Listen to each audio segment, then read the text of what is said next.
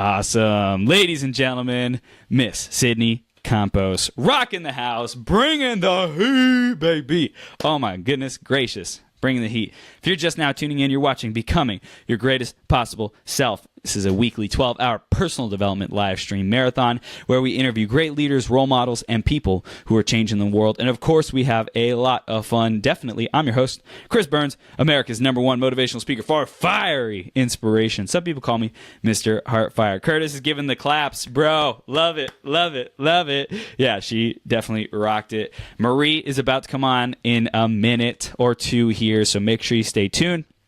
Before that, make sure you do like, comment, and share this video so that more people can have access to these great ideas and information. If you're just now tuning in, we have 3 promises. Number 1, for you in the audience, you show up, you get massive value. You take a step in the right direction, and you grow. You become your greatest possible self because of your time invested here with us. Number 2, each of the special guests who comes on the show, they make a meaningful difference in at least one person's life. Most likely tens, hundreds, and thousands, and it all starts with one at a time. One step, one step, one step.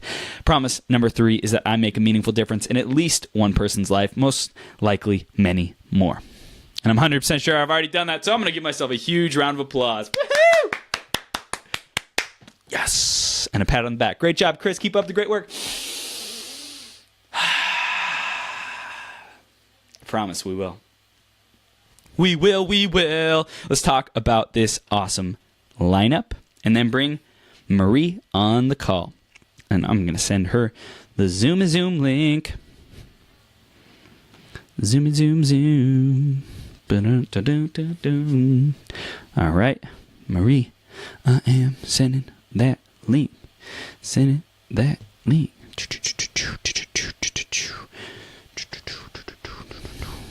Marie. Bam. So we're going to send that Zoom link, and then we're going to go here. Okay, cool. Got that link out. So we started at 9 a.m., group coaching call, lots of fun. 10 a.m., Think and Grow Rich, Chapter 11. Boom, sex transmutation, lots of fun. 11 a.m., executing and slowing down progress towards your goal. Alexis rocked it. Amazing woman. Sydney just finished up. Activate your soul consciousness and unlock infinite flow. And that was a blast. Such a great conversation. Marie coming on right now. 3 tips for thriving from the mother of an abducted toddler. We're going to hear about that story in just a minute here. Glenn Livingston coming on at 2 p.m. An extremely unusual way to stop overeating fast. So we're going to hear from him and his journey at 2 p.m. Melissa Smith coming on at 3 p.m. How high achievers are sacrificing health and wellness for their mission only to fail. Cheryl coming on at 4 p.m. 4 seeds for crazy amazing connections at the kitchen table and beyond. Catherine Sansone coming on at 5 p.m., empowering people to have all they desire, health, wealth, happiness, and success.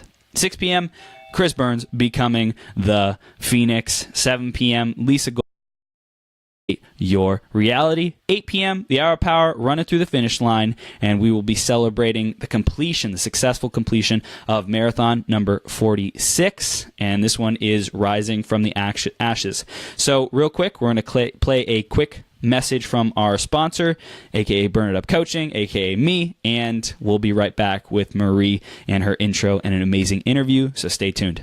You are an entrepreneur or influencer spending countless hours reading, watching videos, listening to podcasts. You're going to events, you're buying courses, you're getting all this knowledge, yet you're still not winning. You're exhausted, going from a high on hope to frustrated disappointment. 5, 10, or even 20 times in a single day. Because you're missing one key ingredient. Effective implementation and execution. My name's Chris Burns, and I love seeing influencers execute, produce results, and share their message with the world. I hate seeing entrepreneurs struggle and burn out, giving up on their dreams because they just couldn't figure it out. And they didn't get the guidance, the support, and the accountability that they needed. That's why I'm inviting you to a free strategy session where you'll get clarity on your blocks and blind spots. And by the end of the session, you'll leave with an action plan to take the steps to start transforming your results. Book your strategy session right now by going to www.beyourgps.com/strategy session. Again, that's beyourgps.com/strategy session, or click the link around this video, and let's make this your best life ever. All right, ladies and gentlemen. Marie White is the author of 7 books, including the award-winning #1 bestseller, Strength for Parents of Missing Children, Surviving Divorce, Abduction, Runaways and Foster Care. She is also a missionary, traveler, entrepreneur, and YouTube host with over 500,000 views. She owns Zamiz Press, a publishing and book overhaul company. Marie encourages people from all walks of life, experiencing a variety of struggles, to know that there is hope. Marie, you ready to rock this? I am. She's ready. Woo, do it. Yes. Pick up the energy. I love it. That's right. Like I'm just like radiating it 24/7. No, not really. You walk around the streets to get everybody buzzing, so they're right. Oh, it was so funny. I was flying out to Texas last week, and I was with my sister. We were picking up some like macarons, whatever they're called, like a dessert. And I'm like high-fiving people, saying have the best day ever and stuff like that. And my family's still kind of uncomfortable around that. They're like, oh my gosh, he's such an embarrassment, And it's like I'm just getting people amped up, just being me. And it's really cool to be a stand for that, regardless of what people think or say. We get to stand up for that. And I'm really excited to dive into this interview, because I know you've gone through some challenging things, and just life has been an interesting, incredible, fascinating, loving journey for you. And thank you so much for showing up today to join us. It's an honor and a privilege. I love that you embarrassed your family. I embarrassed my family also. Yes. I'm like, why do we keep the things inside? Like, if we're walking down the street and we see somebody and they're, wearing an outfit that you're just like, oh my gosh, like I can see through that outfit or whatever. Yeah. You would naturally turn to the person next to you and be like, oh my gosh, did you just see what I just saw? But when you see something good, like you don't say anything. So I just embarrassed my family the other way, where I'm like, hey, that's a great outfit. I love what you're wearing. Do you know that looks great on you? Oh, that color I love it. For you. And you just see these people's faces light up, and they're like, Mom, you are so embarrassing. I'm like, you know what? But it could have just made somebody's day. And it was just true. Yeah, and imagine, like, that's the thing, is imagine how they feel because they received that compliment, that acknowledgement. Is like, come on, I've got to focus on the big picture here. Right. And you never know what someone's going through. If you and I are having the worst day ever, like everything wrong is happening, and someone walks into Starbucks and it's like, wow, that blue looks really good on you. It might just be enough for you to go, this day is not completely wasted. That's right. So this is perfect, because the first question that we ask is based on the theme of today. And our theme today is rising from the ashes. And I know you have had your own challenging moments, and we'll get into that in a moment. But I would say just the philosophy of rising from the ashes, being the phoenix, kind of no matter what happens to you in life, always being able to get back up. How has that philosophy played into your life, as well as how you share your message and empowering people? I think that's a universal message. I think that's what's so beautiful about what you're doing. And the reason that I can talk to other people and have a bigger witness and a bigger message is because everyone goes through something at some point in their life. For some people, it happens when they're kids, sometimes when they're, young adults, and some when they're older. But everyone has that hard moment in life. It's coming. If it hasn't come yet, it's still coming. Yes. And you're going to have to know what to do when it happens.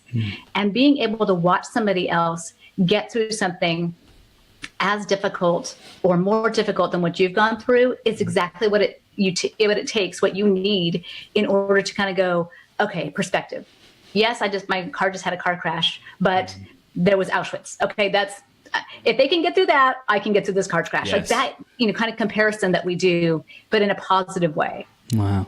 Wow. So it's the ability to put into perspective what you're going through, so it's not so significant or harsh or like woe's me. It's kind of like the victim mentality that I think a lot of people get stuck with. Is this is so hard? Why me? And just like it's the overwhelm. And if we simply take our overwhelm, our like little pity party or situation, sometimes it's big. Sometimes it's a big challenge. But we compare it to something else that was much more horrific or challenging or something like that, then it's easy to say, okay, like I'm grateful I'm not there, and I appreciate what I did have, and all the learning lessons that I did get from this lesson, and how can I move forward.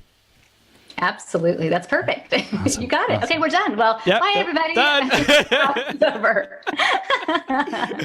Efficiency. That's right. It's like 30 seconds. I love it. So this is just the tip of the tip of the tip of the iceberg, because you're doing amazing things. You've written 7 books and have your own channel, reaching so many people. So why don't you share a little bit more in your own words about what you're doing today, what you're up to, what you're creating in the world? I'm creating lots of work for people because they have to read. Right now, I'm really just creating books that fill a niche that has never been filled before. There was never books for people who had gone through things like abductions and kids going into foster care and kids running away. There was nothing like that to help guide parents. And so that's what, my latest book, Strength for Parents of Missing Children, is about, is that guidebook. It's that empty hole that was there that needed something filled. I don't want to write another novel that's a, romance novel. I don't want another sci-fi thing. There are people that are great at that. Go for that. I look for places where there's a hole in the market, where people are hurting and they need somebody to help be beside them and help them come out. And so that's what I have. That's what I'm doing right now through my books, through my YouTube channel, through just connecting with people and just loving people who don't always have somebody there in their immediate family or friends. No, that's powerful. So in this process of being that emotional support for people and helping them to, draw that idea out of them, or, to enter into the marketplace in a spot where it makes sense and it uses their gifts and their story, their mission, their voice. How did you get to this place? Like what was the journey like, and what were some of the challenges that you had to go through to be able to do this for people, for others? Well, I got to this place because of what happened to us.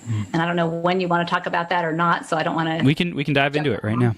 3.5 years ago, our toddler was abducted. And I say that, and when I say that in something like this, like an interview, it's almost like game face on. Just say it, just get it over with. Because like you were saying earlier, if we have a pity party, when I'm in that moment of, oh my gosh, really thinking about what is going on and what's happening. Yeah, I do have a pity party, and I just want to break down, and I just want to wallow in my sadness and my hurt.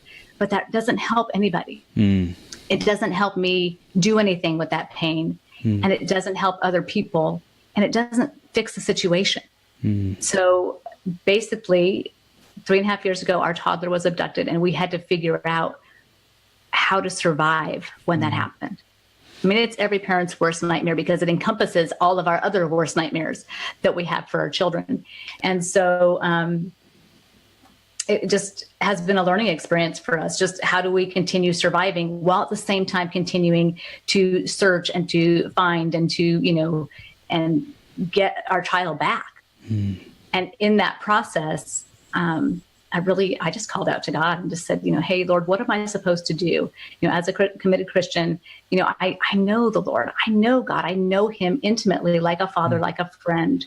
And so when that happened, my first call is to him, what do you want me to do with this? And after the weeks became months and the months continued on, and I started to realize my child may not be at the door tomorrow. This may not end right away. This may be the new normal. Then it became asking him the question, what do you want me to do with this pain? So that's kind of where everything started. And that's when the YouTube channel started. That's when writing started. And it's like Lord of the Rings, when Legolas says they run as if the very whips of their masters were behind them. You feel like that. I felt like there was this passion and this purpose, that God allowed this pain for a reason. And it was my job to go and find that reason and to do whatever it is that I thought was best with that. Do you think that it is necessary or essential or critical to have pain as a source of like the ultimate creation, the ultimate birthing of a voice or a mission or a purpose, versus the desire to do something great or want excellence or want an extraordinary life or impact? I do. Not that it's everyone's path. I mean, people can have great ideas without having to go through something like that, I'm sure. I don't know of any. Actually, most of the people that I know that have become successes, it's because they've gone through a painful experience and it made them reevaluate. Yeah. I mean, imagine you and I as kids, okay, we're outside playing and we're with the neighbors or whatever, and we're all playing kickball. And someone, you get up to your turn to kick, and they grab the ball and they swing it back and they roll it and it goes forward, jumping across the grass. And just before you're about to kick, you run forward and the neighbor's cat runs between your legs. And you fall, boom, right on your butt. And you're laying there, and what does everyone say? They say, do over. Yeah. And when your life hits the ground like that, you can either stay there or you can kind of look up and go, okay, maybe this is a do-over. Maybe this is the first time everything has fallen apart. And I don't know where I stand, and the ground feels uneven. And I have to figure out, who am I? Why am I here? What is my purpose? Wow. So if you ask those questions, and for our audience listening, if they ask, who am I? What is my purpose? Why am I here? That could be something to get out of challenging situations or kind of rock bottom or falling down. If someone is, quote unquote, like spiraling downward, or they feel like they're just not making progress and they haven't quite hit rock bottom yet, but they know that it's kind of like coming, they can feel it coming, or they just feel like they're not making the progress that they want, are those questions that you would stick to in those times as well? I would think so. And I would think you would ask, I just heard, I think Jordan Peterson just talked about this on one of his talks, and he was saying, evaluate how you got there and just be really, really honest with yourself. I mean, I think that's the part where we really have, it's kind of a generational thing right now, where we're not being honest with ourselves. We have the generation of, and we've created it, it's our own fault. The generation of everyone gets a trophy, of everyone's great. You're fantastic and you should get a degree just because you showed up some days to class. I mean, no, that's not reality. So we have this, I just lost my complete train of thought there. Like picturing a college classroom, and then I totally lost it. So it's like how I got here. Yes, be very, very honest with yourself. Okay, there's a reason that things have happened. Okay, there's a reason for a lot of things. I mean, sometimes it's not your fault that you got hit by a car. That's you didn't plan to get hit by a car, but were you not paying attention? Were you on your phone? You know what I mean? That kind of stuff where you need to actually ask yourself, I'm in this place. I deal with a lot of families that go through divorce because of my book, and they're like, oh, everyone I've dated has been abusive. What is the commonality here? The commonality is maybe you're making relationship choices to care about people who don't care about you. You know what I'm saying? Like maybe there's something in there that you're doing. And for all of us, we have to look at that. I mean, our family, in our situation, the reason that it happened was our fault because we became foster parents to help other children. And we invited an element into our lives that would then do this to us. So in our effort to help, we ended up hurting ourselves. Say more. Was it our fault? Yeah. Say more about that. Like, what was the learning? What was the wisdom? What was that like for you? I think that's a hard one to come up with because you don't want to blame yourself and you want to blame everyone else. And so it's really important to kind of go, if I was to blame myself, what would I blame myself for? And then maybe you can look there and go, my company, I started this job or I started this business on my own. It's not working. If I were to blame myself, what would I blame myself for? And maybe in that you can kind of go, while it's not my fault, there are some choices I made that had I made them differently, it could have been different. Or if I change them now, it could be different. So it's when we take that outside perspective, or we zoom out kind of thing. If I were to blame myself, what would I blame myself for? It's more disconnected versus I suck. What am I doing wrong? And that like perpetuates the cycle. Right. If you're going to be honest enough with yourself to do that, you could actually find the answer, and then you wouldn't suck anymore. Wow. Yeah. And it's that honesty. It's like that radical honesty. How has that played into your recovery and being able to help and serve others along the journey? There are certain people, and you might be one of them because it sounds like you are. We're the ones that, like, in the classroom when we're in school, that are raising our hands, asking the question everybody else is thinking. But nobody else wants to raise their hand and look stupid or ask the question or whatever. And you're like, everyone's thinking this. Yeah. What exactly are you talking about? Yeah. Whatever. And I think that in turn has allowed me to write books that talk about the things that nobody else wants to talk about. Not because necessarily they don't want to talk about it, but they don't even realize they're talking about it. They're thinking it. It's like a comedian. Comedians are the best when they say the things we're all thinking, but we don't realize everybody else is thinking. Yeah. Kevin James does his whole bit where he goes to look at, greeting cards. He's at Hallmark or whatever, and he's looking at all of them. He's pretending he's a woman doing it. It's like, this is how women, get greeting cards. And he shows them, like, looking at the card, and the music's playing in the background. They're like, oh, I love this card, all this stuff, and goes through each of them, and then picks this one. It's like the perfect card. And they look at the price in the back, like, oh, forget that. And they put it back and they go get a different card. All of us have done that. We're like, this is awesome. $10 for this card? No, I don't care about the person that much. Not buying this card for $10. But he says what we're all thinking. Yeah. And I think that's something that at least I have been able to translate into my writing and say the things that all these parents were thinking. Can you give us some examples of what that conversation is and how you got to the position of understanding that conversation that was going on in their head, the dialogue that was going on in their head? Did you pull it out of yourself? Did you journal? How did you get there? I definitely pulled it out of myself. In order to write it, I had to sit at a computer and go, okay. And I just pretty much just cried the whole time I was writing it. And people are like, was that therapeutic? I'm like, no, it was horrible. It was not therapeutic. It probably was at the end, but it was not in the beginning. I just went back to day one. I was like, okay, on day one, what would I have needed to hear? And how can I then tell the next person what they need to hear on day one or day 10 or a month in or a year in? And actually one person read the book and wrote right away. And she said, I bought the book last night on Kindle. I spent all night staying up reading it. And then I cried for about 2.5 hours. She said, and I didn't cry because it was sad. I cried because finally someone understood and said what I had been thinking. And that's what we need. I mean, the beginning of the book starts out with the quote by C.S. Lewis, which I absolutely love. It says, friendship is born at that moment when one person says to another, what? You too? I thought I was the only one.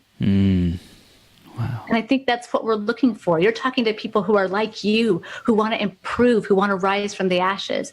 And I'm talking to people who are broken and telling them the same things that I've thought in my own head. Wow. So what are the ingredients to being able to reach people? Because you could journal about this and write about this, but it wouldn't necessarily reach them. How do you captivate them? How do you build trust? How do you convey the message to them so that they want to keep reading, keep building a relationship with you? Well, the best I can. I do give the example, you had asked earlier, how did you relate to people? And I got ugly. I got to the things that nobody wants to admit. And I went to that part where I said, sometimes in the dark of the night, you think the thought of, is it my fault? Did I deserve this? That candy bar I stole while I was 5, is this a retribution for that? And I'm like, no, those aren't equal. That doesn't equal that.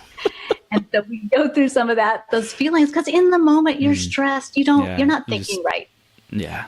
Yeah. I mean, you're hurting. You can't eat. Grasping for straws, grasping for hope, grasping for something that feels solid, that is going to give us like a light at the end of the tunnel. Where's the freaking light? Just looking for the light. Yes. Yeah. Yes. And give me a reason and give me an answer and give me an end. Yeah. And really, like I said, I just get really vulnerable on there, and even talk about how in the first 3 days, I felt like vomiting for the first 3 days. I mean, just constantly just felt like, oh my gosh, I'm going to vomit. I can't eat anything. This is, this feeling is awful. And I'm just shaking, and adrenaline and cortisol are flushing through your body. And I was brushing my teeth, on the third day, and I felt like I wanted to vomit again. And I thought, I can't vomit. Like, don't. You have to be strong. Be strong for your other children. Be strong for the child you're trying to get home. You have to be strong. You can't be weak.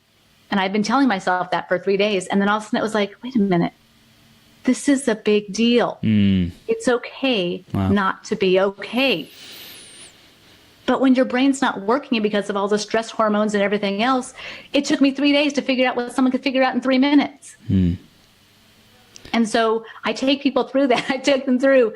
Finally, I just said, oh, it's okay not to feel that way. I can go vomit right now. And so I did. And then I felt better. It was like, I don't have to be this pillar of strength all the time. And then I give them practical advice, like buy soup and liquid yogurts and anything you can chug as fast as you can, because you can get it to your stomach before you have that gag reflex. We expect that with NFL players. We expect that with gymnasts before they go on the floor, they vomit. But here we're in the middle of this huge trauma, and we're thinking we can't do that. Give ourselves a break. How did you come to terms with like your humanity throughout this process? I hear a little bit of it right now, but like, what did you learn about yourself and forgiveness and compassion along the way? Forgiveness was hard. Yeah. That's a hard one. When someone hurts you, sometimes you can be forgiving. When someone hurts your child, Mama Bear comes out, and you just don't want to be in her path. Yeah. That was really hard. And I knew within a matter of months, I don't remember exactly when, that God wanted me to forgive, not to forget, not to make it okay, but to not harbor such bitterness against whoever did this, that it would destroy my own life. And so, again, most of the stuff is in the book. So just because it's the best stuff, I put all the best stuff in there. Corrie ten Boom was in the concentration camp. She was a Christian in the concentration camps with the Jews, and she was put there because she was hiding Jews in her house. And she went to the concentration camps at 50 or 55 or something like that. And she came out. She survived. And part of one of the things that she says that I put in the book is, Lord, make me willing to be made willing. And I think that was my biggest prayer there was, Lord, I want to be willing to forgive, but I need right now for you to make me willing to be willing. Wow. Because I don't even have that in me yet. And that's strong, even for people who aren't necessarily going through super traumatic experiences, because it's like, I'm doing the best that I can. What's going on? Lord, make me willing to face this, to uncover the challenges, the difficulty, the pain, the darkness, to face that, the courage. So I love that we're talking about spirituality and God, and tell us, like, how has that relationship evolved throughout this time? How is your relationship with God? And, I know you started the channel, so tell us about like how it's evolved and the projects that you started along the journey. It just gets closer. When I hear somebody say, well, how could you believe in God, or how could you, how could you still have faith in him when this happens? And I just want to tell them that, and I do, it's kind of like being what I imagine a prisoner of war would have. Obviously, I've not gone through that. And then somebody telling you, you don't have a father, you don't have a father, you don't have a father. They don't care about you. Your country doesn't care about you, all this. And what you would do to get through that would be to remember when my dad taught me how to ride a bike, when I was fishing with my dad, or you would remember those moments. And that relationship with God has only gotten stronger through this. And every time I felt like the enemy was saying, he doesn't care. He's let you go through this. He's allowed your child to be hurt. It was, but you know what? Even in the midst of this, God has been more present. he has shown up more times. We have seen more miracles and amazing things happen than we ever saw before it happened. And we have no doubt that he's got the situation under control. And that's why, in the shower, which is where we all do our best thinking, I think we should have like the most awesome podcast if we could get some kind of noise canceling, right? In the shower. Like everybody's ideas would be out there. It'd be awesome. So someone come up with that and then send me one of those cool mics, because that'd be awesome. But that's where you have your greatest ideas. And as a mom, you have these great ideas in the shower, and then of course you get out and, so-and-so's, chasing the cat, and this is happening, and one kid's doing this and one kid's doing that. So you don't have a lot of time to think. And this idea had been ruminating for about 2 years of starting this YouTube channel, and I just didn't have time. And when this happened and I called out to God and said, what do you want me to do with this? That was the first idea that came back. It was, to start this YouTube channel for people who were new adult Christians who would show up at church, okay, well, now I'm a Christian, I'm going to come to church. And then the pastor would say something like, well, and just like Joseph, blah, blah, blah. And they're going, who's Joseph? Like, what? I don't know who that is. Yeah. And so I started this channel, Bible Stories for Adults, and I tell over 110 stories from the Bible in short 2 to 4 minute videos. So people can watch it and then go to church and be like, oh yeah, I heard about Joseph. I know who he is. What do you think? And that's been awesome. What do you think had people keep watching and want to stay engaged? What about you and how you delivered it and the whole format? What kept people coming back? I think, to be honest, I think it was so bad that people were like, hey, she's goofy like me. We should watch her. They're like, she's not professional and she doesn't have good graphics and it's kind of cut and clipped kind of weird. We should probably watch her. I think probably it probably was that. And I think also if you study like body language and stuff like that, which I don't, but I've heard enough people that do, as I was recording these badly, I would pause them because I would be recording and talking about Joseph or Esther or somebody. And I was living it. When I was talking about Job, I knew what it was like for him to lose his children. Wow. I knew what it was like when he was calling out to God and he was saying, there's a part in it where it says, though he slay me, still I will praise him. And he's, basically just kind of saying that into the void. And when I read that in the past, to be like, oh, though he slay me, still I will praise him. And as I was living it, I knew what he was doing. I knew that moment. I knew that feeling. He was yelling. He was screaming at the enemy and saying, even though God may take everything from me, still I will choose to praise him. It's a choice. And I was making that same choice. So when I was telling people, I was living it. And even though they had no idea, my guess is that all those emotions came through, even though I would pause, cry, dry my tears, unpause, and record again. Wow. How can we duplicate that in our own lives with sharing our... Abducted child and then start it. I'm just kidding. And then start a YouTube channel. Pretty much that's it. No, I'm just kidding. Continue your question. How do we... That's good. How do we duplicate this, like emotional conviction in our own lives? Like what... without necessarily going through such traumatic experience, or for people who have just kind of shut that part of themselves off or cut it off, or, even if they've quote unquote healed it, but like not really accessing those emotions. How do we tap back into that? Is there anything that you can share with us to be the channel, the vessel of the message to the point where people are like, wow, like we can really tell that this person has put their whole soul and being into it? Well, I think there's two things there in that question, because it's an excellent question. One, you can't just say, today I believe in this, and this is what I'm going to go and passionately, not preach, but you know what I mean? As far as, I don't know, success coaching or whatever. This is what I'm going to be all about. It doesn't work like that. You can't manufacture authenticity. And we see a lot of, right now, fake authenticity. And so it's, or badly played out authenticity. Okay, I'm not going to put on any makeup or do my hair. I'm just going to come in front of the camera. I'm not going to be prepared. I'm not going to be professional about it. people will respond to that because I'm faking for women. I'm faking not putting on makeup. So I'm putting on makeup, but it looks like I don't have any on. I don't come on the camera without makeup. Okay. Nobody needs to see that. That is, I don't need to see that. I just pass by the mirror and don't look in there. But you can't manufacture fake authenticity. You really can't. When you do it, people see through it. But I think the people that you're talking to, you also have to have some results. There's a parody of a person, I can't remember what it was. It might have been coaching or it might have been something else where they were talking about like, hey, if you want to, learn how to be $1 million webinar builder or whatever, come over to me and watch this webinar. I've had 0 sales and my staff of 0 is going to get back with you. Like everybody's faking it. But those people who are really faking it, you can't, there is no authenticity there. And people see that, they know it.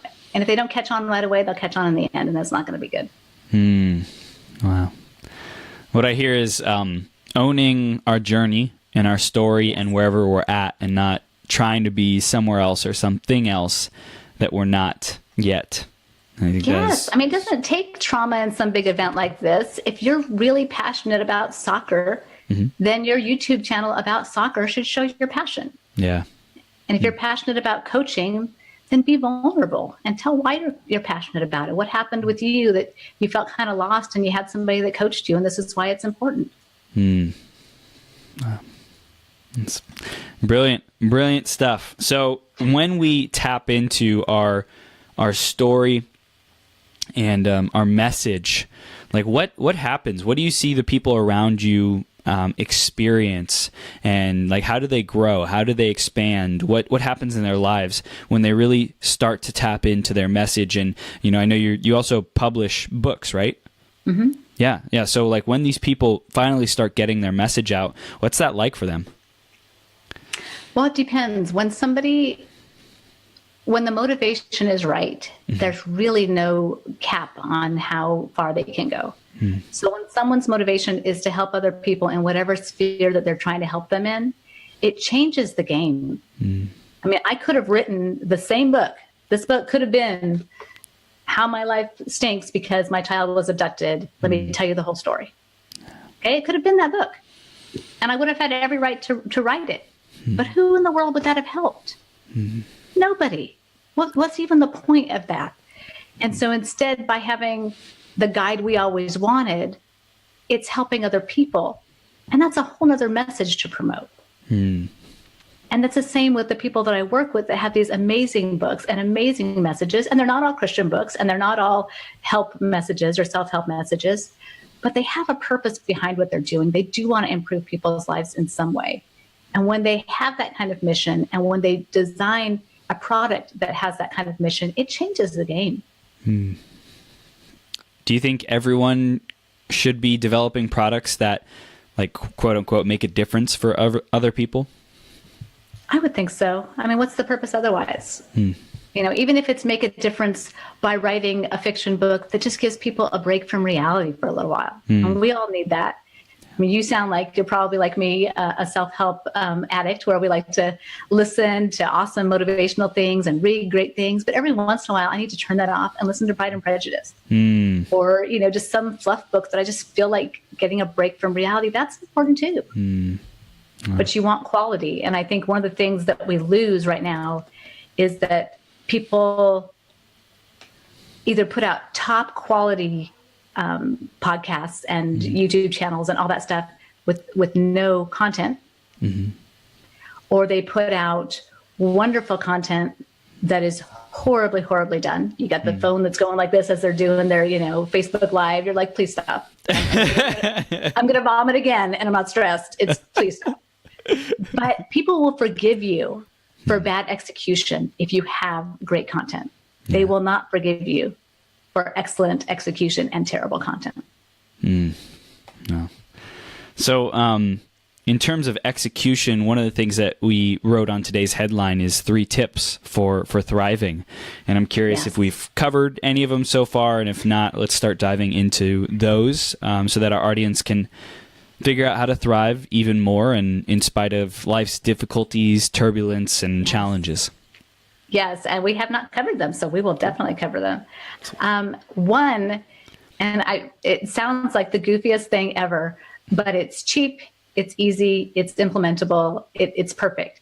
And that is have a banana a day. Bananas are mood-boosting superfoods that can help you. They're obviously not going to take the place of an antidepressant or something like that. But if you're going through something hard, whether it's starting a business, whether it's a divorce, whether it's a bankruptcy, whether it's just you're hustling and you just are down on yourself because it's not working out, a banana a day could make all the difference. It's good for you, it's healthy, and it's got some great properties that will help to boost your mood a little bit. Question. I eat an apple a day. What's the difference? I have no idea, other than there's something different. Apparently, an apple a day keeps the doctor away. Right? So. We got both an apple and banana. Let's just combine it. Good mood and good health. Let's do it. That's right. Perfect. So that'll keep away the doctor and the psychiatrist. So you're good. That'll be perfect. Yay, I love it. I know. They need a banana a day saying. So yeah, I mean, that's quick and easy, but you know how hard we are on ourselves, especially when you're starting a new business or a new endeavor and you just feel like it's raining and cloudy outside and it's bright and sunny. Yeah. So the banana, that'll boost our mood and keep us empowered, and got some good chemicals in there. What is tip number 2? Tip number 2 would be you need to get 30 minutes of sunshine every day. Now, again, as entrepreneurs and as people that are, busy and working in the world, these are things that we don't want to take time for. And we don't want to do that because we're so busy hustling that we're just like, I don't have time to do that. I'll do it later. I'll go to the gym later. I'll get outside later. I'll do whatever. But what ends up happening is you become less productive because your body is not getting what it needs. And it needs 30 minutes of sunshine minimum. And ideally every day, but if you need to do 3 times a day or whatever, or 3 times a week, then that's fine. But you need 30 minutes of sunshine. The best way to get that is to combine it with fresh air and exercise. So if you go for a 30-minute walk every day or 3 or 4 times a week, I mean, you will be producing even more than anybody else will be doing. Wow. And I'm guessing these are all things that you implemented in your own life to see the benefits from them, right? Yes, because at that time I wasn't writing, and at that time I wasn't, I didn't have a book publishing company. I didn't have all the things I was doing. I was a struggling mom with a husband and other children and one child that was missing. Yeah. And in order for me to have enough energy and mental focus to continue going online and, who do I call and what do I do? I had to be focused enough. I had to make myself do these things, even though I didn't want to pry myself away from the house or the computer, in order to help me continue to fight for my child. I like what you said there about, like, you had to kind of force yourself to do the things, like figure out who to call, like that process. I want to dive into that a little bit. Like, what was that like when you were first trying to figure out what to do, where to go, how to create a plan, how to move forward? How did that all unfold? Oh my gosh. I think we all watch movies and things like that, or see a commercial or something on the news, and we say, that happened. This is what I would do. No, you won't. I'm just here to tell you, no, you won't. Wow. It never happens quite like that. Right. I'm very, very seldom anyway. And so you're never prepared for it. There is no way to know what to do. And each situation is so different that each person has to make a new determination based on the information they have. And sometimes it's wrong. Sometimes people make the wrong decision. I mean, do you leave the house? Well, then what if somebody comes back to your house with your child? You're not there. What if you don't leave the house? Well, then you're not searching for your child. Like, do you use the phone? Do you not use the phone? What do you do? Like, all these things are going on.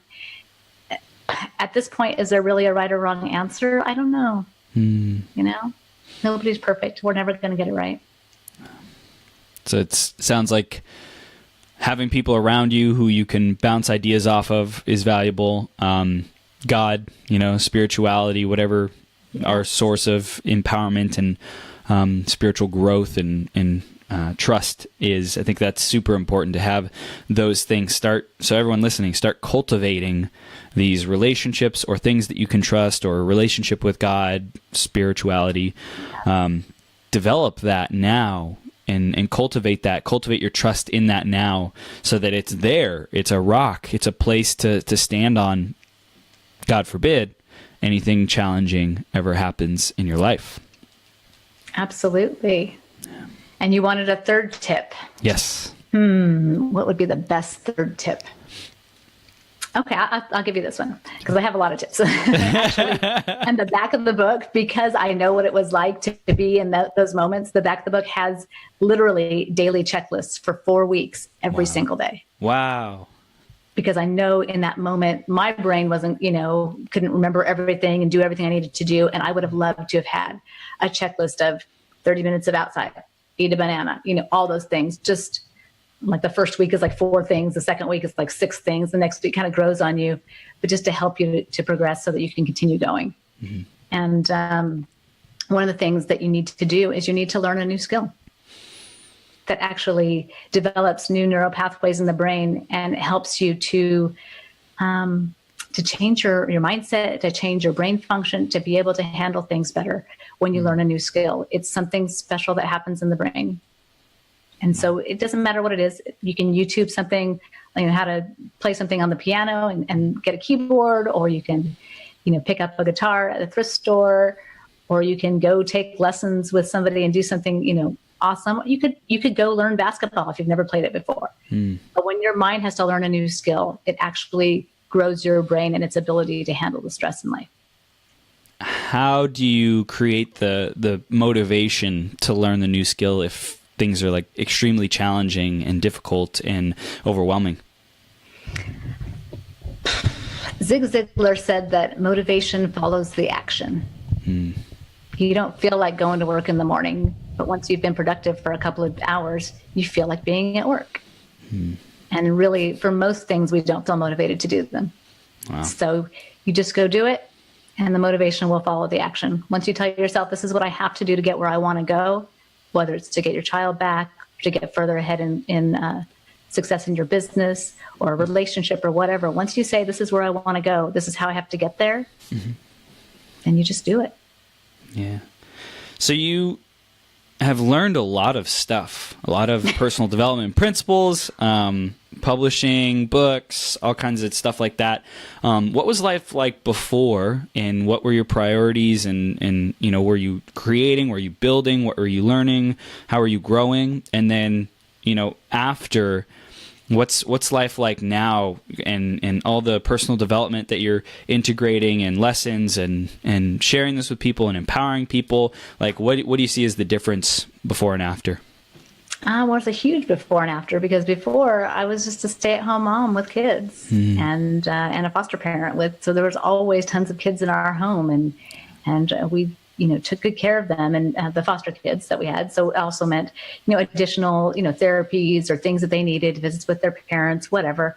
I mean, that was pretty much my life, was just taking care of children and doing that and getting together with my friends and just being a mom. That was it. And now my life looks nothing like that. I mean, there are no foster children. There are just our children, and they're older. And so there's no little ones anymore. And now I'm busy with the YouTube channel and with the podcast and with publishing and with my own books and with interviews and with and it just keeps going.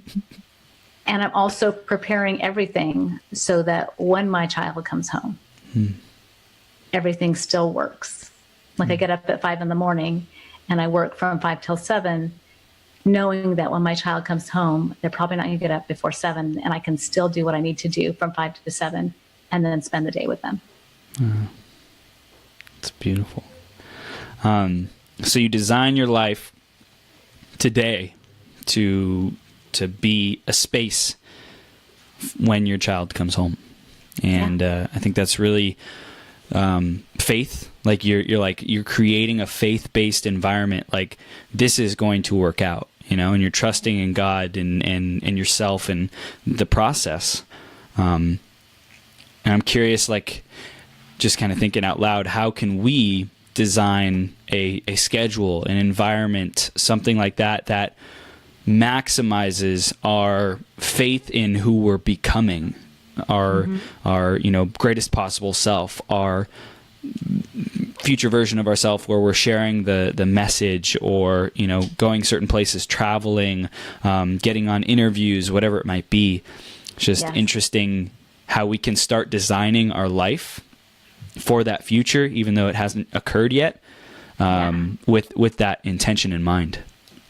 Absolutely. And I think that's exactly what you need to do, is you need to design it with that in mind. I mean, if you're thinking, I want to be a world traveler and I want to speak all over the world, or I want to travel all over the world, then you probably want to save up and get a passport. Mm-hmm. If you're thinking, you know, I'm going to, you know, hold conferences, you know, in such places, okay, well, then maybe you need a one sheet. Like each thing you're going, okay, I don't have that now. This is where I want to be in a year, in 3 years, in 10 years, whatever it is you're thinking. Start planning for it now and learning it. Even if you can't jump on it now, maybe you can start listening to some webinars on what it will be like when you are a speaker. So you can prepare for those things ahead of time, and you can make the space. I mean, really, by getting up 2 hours early, not early, but, you know, having those 2 hours of work each day from 5 to 7. And that's not the only hours I work. I work like 12 hours a day. Right. But those are 2 hours that I don't give up because I know I'll need them in the future. And by 2 hours a day, and we're just going to pretend that I only work 5 days a week. And so 2 hours a day, 5 days a week, that's 10 hours that I've got extra. So then that's 10 hours in a week that's a whole nother work day. Yeah. So I get one extra day every week that nobody else has. And that means I get an extra 4 days in that month. And that ends up being an extra month at the end of that year. I got 13 months out of every year, the last 3 years, because I've been doing that nobody else has. So why am I doing so well? I'm doing so well because I work really hard, and I've created a system that allows me to have more time. And everybody can do that. It doesn't take extra money, and it doesn't take anything from you other than saying, I want it bad enough to work this hard. Does it take, if people haven't had that like difficult situation or circumstance, you know, life traumatizing, what is a process to more fully embody our why and our message and our mission on a daily basis? I think actually, and I see you doing it with your brand in the background, I think branding. When you brand yourself on social media and through your business, and then you try to stay true to that brand, it makes a difference. Like I have literally gone, you know, okay, we're going somewhere or whatever, and we pass by this really cool canyon or something. Okay, let's say. Like normally I'd be like, oh, I'm tired. It's the afternoon. We've been driving for 10 hours. I don't really want to stop and see another canyon. You know, that it's beautiful, but let's move on. Right. But part of my brand is that I am a traveler and that I do go on some really cool adventures. So if it's been a while since I've had one, I might go ahead and go, you know what? I am going to pull over now because that's part of my brand. And I'm going to take an awesome picture and I'm going to go climb down that canyon and have some fun. And all of a sudden, my whole family's having fun. And we're doing something we never were doing before or would have made an excuse not to do. So when you have something in your brand that kind of pushes you forward, it makes you become the person that you say you are.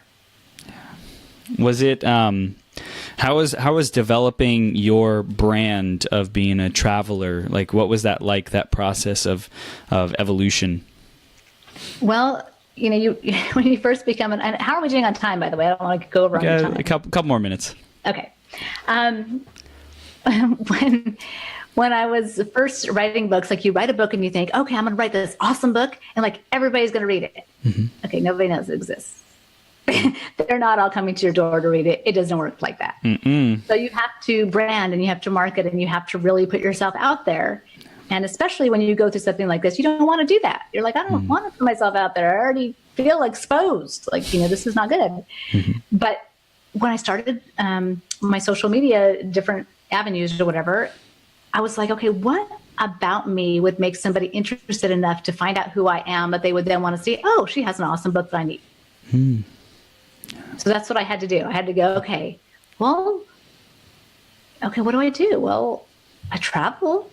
Well, I'm not like every 5 minutes I'm in another country and I'm, you know, having tea in Italy or something like that. Like that's not happening every month. But compared to somebody who isn't traveling anywhere and they're in an apartment in New York, I am a world traveler because I have traveled all over the world and seen things, even though it's not as much as maybe, the rich and famous that are on, Lifestyles of the Rich and Famous on TV or something. Right. It's like, compared to that, I am a traveler and I have been a lot of places. Okay. Then start thinking about what is it that would be interesting. If I write, hey, I like to knit. Oh, guess how many people are going to follow me then? Not very many. The adventures of knitting. Right, exactly like that. No. So what things about yourself really, would be interesting to somebody enough that they would want to go, who is this Chris guy? And why would I want to follow him? He is pretty cool. And, oh, look, he has a book out. Awesome. I love it. So, book. What I heard, Marie, is I got to get a book. That's what I heard. You know what? I know a publisher. Do you? I need an introduction. I do. Awesome. I love it. So, Marie, we're beginning to wrap up, and we want to share with our audience what's the new paradigm, the new reality that they get to step into because of their time invested with us today. My goodness, we've given them so much, Chris. We've given them some things to think about. We're givers. That's right. Sometimes it's just a new way of thinking. And I think we've given them some great ideas on some new ways of thinking that they could have more time than they thought they had. They can do more things than they thought they could do if they section it out and actually schedule it.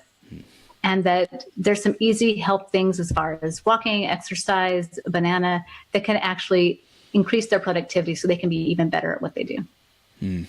Beautiful. So everyone definitely implement and execute these ideas. Remember, like, less is more. You'll get more done. Give yourself that space, the self-care, nurturing, love, and take care of yourself so that you can produce more. And Marie, how do people stay connected with you, and what can we invite them to do next? Well, I would love to hear from anybody who wants to write in. You can reach me at mariewhiteauthor.com, and that's white spelled like the color. So I think it's on the bottom of the screen, mariewhiteauthor.com. And actually, anybody listening can go there and pick up a free copy of one of my best-selling books called Changing Your Life in Just 10 Days. And they can get an absolutely free copy just by going on the website. Wow. Awesome. I love it. And then what do you got planned for the rest of this year? This year, I've been gone so much and traveling so much. This year, my goal is to really focus on getting to know more people in my community and in my area, and be more connected here, and not be gone quite so much. Awesome. I love it. Simple. Everyone, take action. Go to mariewhiteauthor.com and get to know Marie. She's super inspirational and doing big things in the world. And Marie, thank you for coming on today and sharing with our audience, and just sharing your journey, whether it's here or anywhere, in a book, on any stage, any interview. Thank you for your courage. Thank you for your tenacity and determination to really channel this into something that makes a difference for people and rising from the ashes. Thank you, Chris. Love your logo. I've been looking at it this whole time. Thank you so much for having me on. Thanks, Marie. We'll see you soon, okay?